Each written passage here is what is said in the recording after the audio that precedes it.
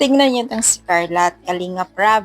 Itong si Carla ay pasimple-simple lang o pasimple niyang tinatakpan yung mukha niya sa, bote. Pero nahalata nito ni Kalinga Prab.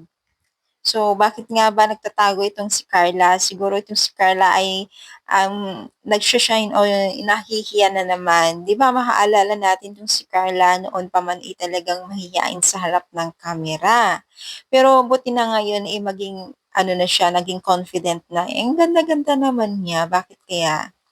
Pero sa totoo lang guys, kung makikita natin yung simula at ngayon, itong si Carla ay malaki na po ang pagbabago niya sa pagiging isang confident niya sa sarili niya. Kasi noon kasi guys, parang hindi pa siya sanay sa mga video-video or camera. So kaya noon, halos maiyak-iyak siya during shoot or during vlog ni Kalinga Prab sa kanya.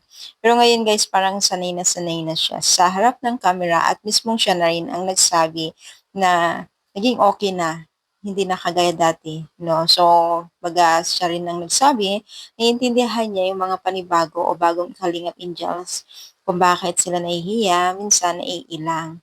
So, di naman kasi lahat ng oras, lahat ng panahon walang pagbabago lalo na kung naging, kasanayan na. So, napakalayo na po yung dating Carla ngayon at ngayon ay, siya na rin po ay, nagiging CEO, ang tawag ba dun, sa beauty product niya at congratulations kay Carla, 'no. So, sana suportahan natin ang kanyang, business o mini business. So, ano masasabi niyo kay Carla?